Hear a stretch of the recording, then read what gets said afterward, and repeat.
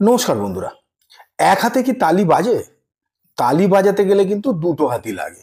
কিন্তু বাংলাদেশ বারে বারেই এরকম একটা প্রেডিক্ট করছে যে বোধহয় এক হাতেই তারা তালিটা বাজিয়ে দেবে।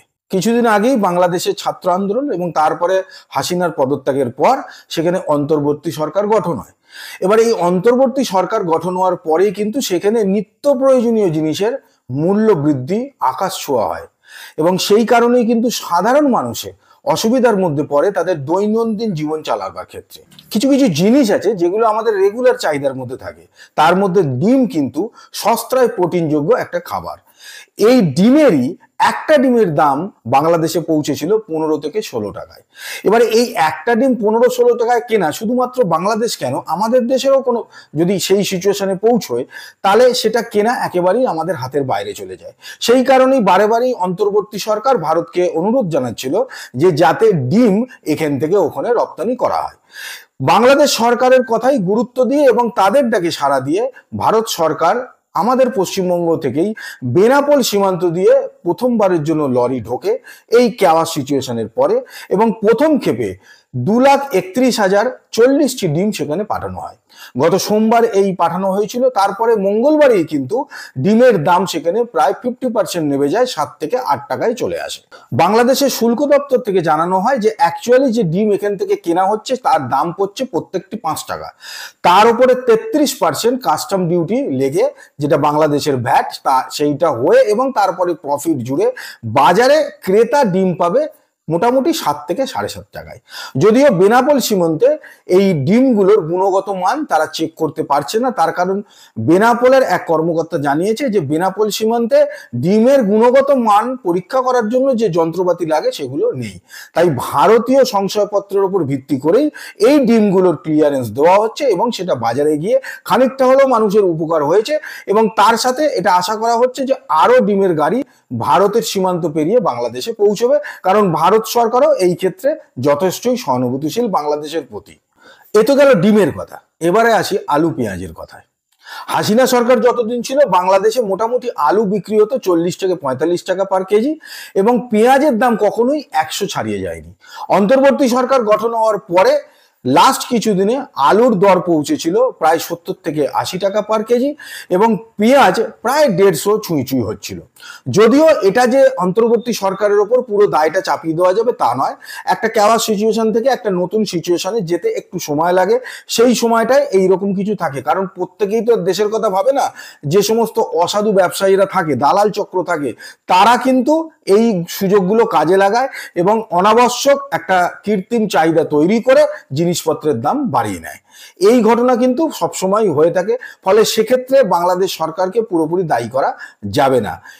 এই আলুও কিন্তু এবং পেঁয়াজ এটাও কিন্তু হয়তো খুব শীঘ্রই আমরা পাঠাবো বাংলাদেশে। যদিও কয়েকদিন আগেই পশ্চিমবঙ্গ সরকার আলু রপ্তানি নিষিদ্ধ করে দেয়, যেহেতু পুজো সামনে আসছে এবং এখানকার চাহিদার কথা মাথায় রেখে যাতে এখানে দামটা বেড়ে না যায়, সেই কারণে রাজ্য সরকার সিদ্ধান্ত নেয় যে আলু এবারে বাংলাদেশে রপ্তানি করা হবে না। যদিও সেখান থেকে হয়তো খুব শীঘ্রই সরে আসবে, তার কারণ হচ্ছে পেঁয়াজ অলরেডি ওখানে পাঠানো হয়েছে, আলুও হয়তো এই রাজ্য থেকে কিন্তু যাওয়া শুরু হয়ে যাবে। ফলে সেক্ষেত্রে বাংলাদেশের মানুষ আশ্বস্ত হতে পারে যে যে দামে তাদের আলু পেঁয়াজ কিনতে হচ্ছে, ভারত পাশে দাঁড়ালে সেই আলু অত দাম দিয়ে আর আলু পেঁয়াজটা কিনতে হবে না তাদেরকে। এ তো গেল যা আমরা রপ্তানি করছি সেটা। এবারে বাঙালিদের জন্য ইলিশ সবসময় একটা সেরা ব্যাপার। সারা পৃথিবীতেই ইলিশ সর্বোচ্চ জায়গা লাভ করে। যারা যারা মাছের ভক্ত, যে সমস্ত রাজ্যগুলো মাছ খায় তারা ইলিশ মাছ আমদানি করে, তার মধ্যে বাঙালিরা মানে পশ্চিমবঙ্গ সবার প্রথমে থাকে। এবারে বাংলাদেশের মৎস্য উপদেষ্টা ফতিমা আক্তার জানিয়েছেন যে তারা এই বছরে কোনো ইলিশ পশ্চিমবঙ্গ বা তথা ভারতবর্ষে পাঠাবে না, তার জন্য তারা ক্ষমা প্রার্থী। এক্ষেত্রে তারা এটা যুক্তি দিয়েছে যে ভারত শুধু নয়, সারা পৃথিবীর কোথাওই এবছরে তারা ইলিশ রপ্তানি করেনি। তারা ইলিশকে এবছরে দেশের মানুষের জন্যই রাখতে চেয়েছিল, কিন্তু তা সত্ত্বেও মোটামুটি 1 কেজির কম ওজনের ইলিশও 1000 টাকায় সেখানে বিক্রি হয়েছে। এবারে প্রশ্ন হলো যে দুদিক থেকে দুটো প্রশ্ন আসবে। এক, যে তারা বলছে যে দেশের মানুষকে যাতে কম দামে ইলিশ খাওয়ানো যেতে পারে তাই তারা রপ্তানি করলো না ইলিশ। তা সত্ত্বেও সেখানে ইলিশের দাম মোটামুটি 1 কেজির নিচে 1000 টাকা। আমাদের এখানেও কিন্তু মোটামুটি 1 কেজির ইলিশ 1500 টাকা মতো, 1500 টাকা 1600 টাকায় পাওয়া যায়। এবারে ঘটনা হলো যে এতদিন ধরে যে ইলিশ আমাদের এখানে পাঠানো হচ্ছিল, তাতে কি বাংলাদেশের মানুষ ইলিশ খাচ্ছিল না? খাচ্ছিল। নাকি এবারে হঠাৎ করেই ইলিশের চাহিদা বাংলাদেশে খুব বেড়ে গেছে? সেটাও তো নয়।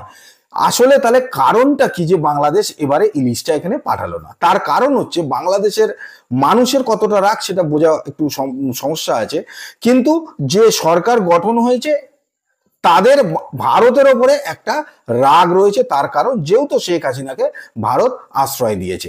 এবারে ঘটনা হলো, একটা জিনিস ভালো করে ভেবে দেখার আছে, সেটা হচ্ছে যতদিন শেখ হাসিনা বাংলাদেশে শাসন ক্ষমতায় ছিল তার সঙ্গে ভারতের সম্পর্ক ভালো ছিল। এবারে আগামী দিনে সাধারণ নির্বাচনের পরে যে বাংলাদেশের সরকার গঠন হবে, আমার ধারণা তার সঙ্গেও ভারতের সম্পর্ক ভালো হবে, এবং সেটা ভারত বাংলাদেশ দুজনের স্বার্থেই করা উচিত বলেও আমি মনে করি। এবারে ধরুন, এতদিন ধরে যে বাংলাদেশে শেখ হাসিনা সরকারে ছিল, তার সঙ্গে কি ভারত কি খারাপ সম্পর্কে যাবে? তা নয়, সেখানে একটা তো আন্ডারস্ট্যান্ডিং থাকবেই।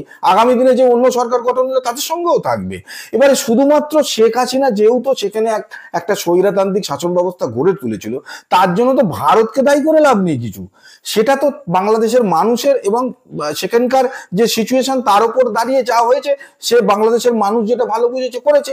তার জন্য ভারতের ওপর এত রাগ দেখানো বা এমন একটা প্রেডিক্ট করছে বাংলাদেশ যে ভারতকে তাদের দরকার নেই, ভারতেরই বোধহয় বাংলাদেশকে ভীষণভাবে দরকার আছে।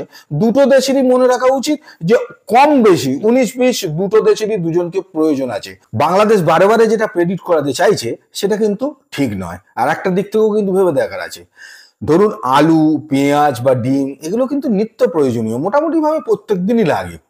ফলে সেই ক্ষেত্রে যদি সেটা আমরা রপ্তানি বন্ধ করে দিই, তাতে বেশি অসুবিধা হবে নাকি না ইলিশ, যেটা মানুষ তো রোজ খায় না, 9 মাসে 1 দিন খায়, ফলে সেটা না খেলেও কিন্তু চলবে।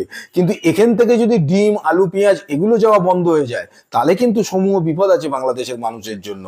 তখন কিন্তু ভারতকে দোষ দিয়ে খুব একটা লাভ হবে না, কারণ জনমত কিন্তু তৈরি হতেই পারে যে যদি ইলিশ এখানে না আসে, তাহলে ডিম, আলু, পেঁয়াজও ওখানে যাবে না।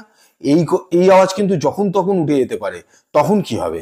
তাই এক হাতে তালি বাজানোর চেষ্টা না করে 2 হাতেই তালি বাজানোটা বোধহয় দুজনের পক্ষেই ভালো হবে। আজকের ভিডিওটি যদি ভালো লেগে থাকে তাহলে লাইক করবেন, সাবস্ক্রাইব করবেন, শেয়ার করবেন। আর যদি চান সবার আগে আমার ভিডিও আপনার কাছে পৌঁছে যাক, তাহলে বেল আইকন প্রেস করতে ভুলবেন না।